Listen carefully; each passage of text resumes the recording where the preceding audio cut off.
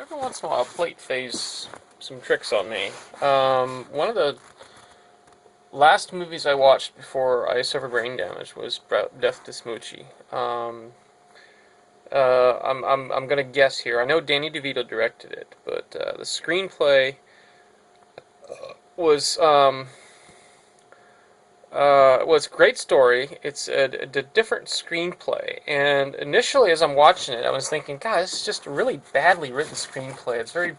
It's obviously Danny DeVito's first work. It's got or one of his early works. It's got just every film technique gimmick there is. Every school he's been to, every movie film he's ever watched, he's using all the tricks he wanted to do. And it's just full of these things. And the screenplay is very clumsy. It doesn't play very realistically. It doesn't play very well. It's obviously fake. I mean, it's just all very pretend. And then I got to realizing that that's the genius of it. It's absolutely perfect. I mean, it's about a man in a. I mean, the title character Smoochy is a man in a rhinoceros costume. And it's not even a good costume at that. It's face visible for the screen. But here's the thing: it's a movie. It's not supposed to be reality. So in that regard, it's brilliant because it has a message, and that's what you're supposed to be getting from the movie.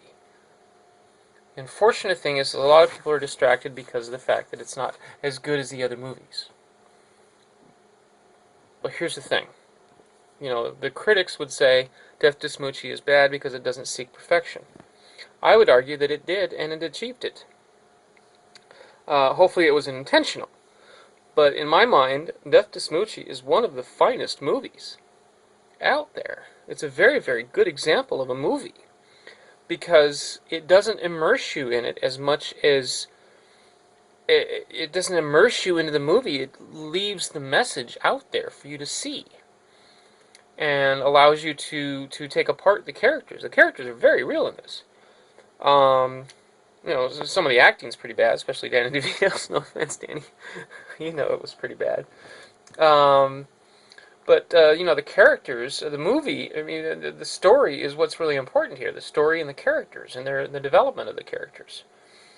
So in that regard, this is a very excellent movie because it doesn't abstract, or it abstracts far enough from reality to allow you to see the story for what it is, instead of being so immersed in that you get caught up in the story and not the moral lesson. And what I'm also realizing here, watching this movie, it's a very important movie that I'm like I said, it's fate that I'm watching this.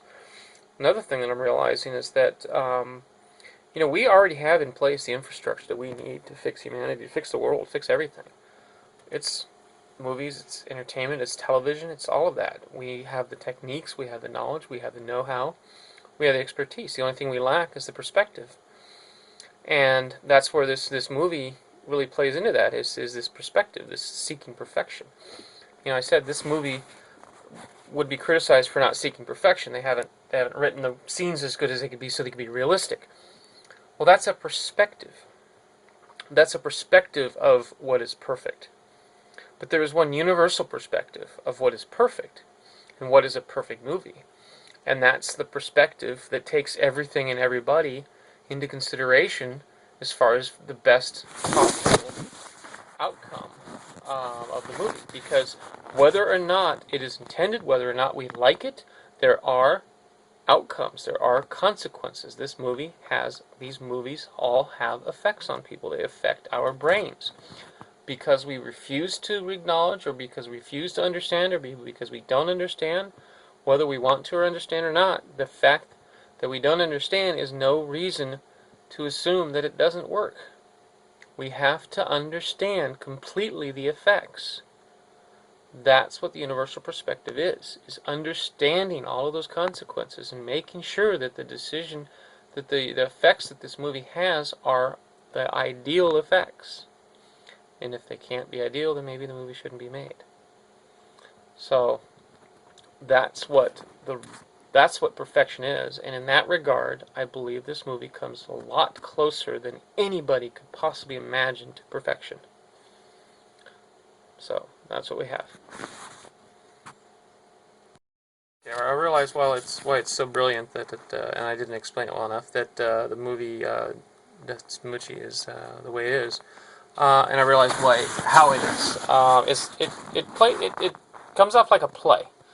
It's very much like a play, and there's a reason for that. Um, what was intended, I'm not sure, but the effect is that it's more ideal. It's like I said, it's nearer to perfection um, because of that.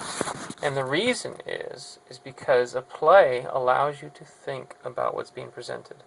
It doesn't just force you to swallow what's being presented without digesting it. So that's why movies like this are better than movies that are um,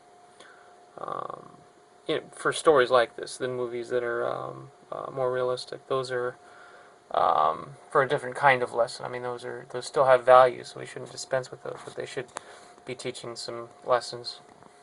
Um, anyway, so hopefully we can start getting people focused on using these tools for good for humanity instead of for bad. Because that's really what's going on. Is movies and television and media. They're tools that can help humanity that are being used by the rich to make themselves richer, basically. But they're being twisted by the system we have in place, and we need to really rethink that system.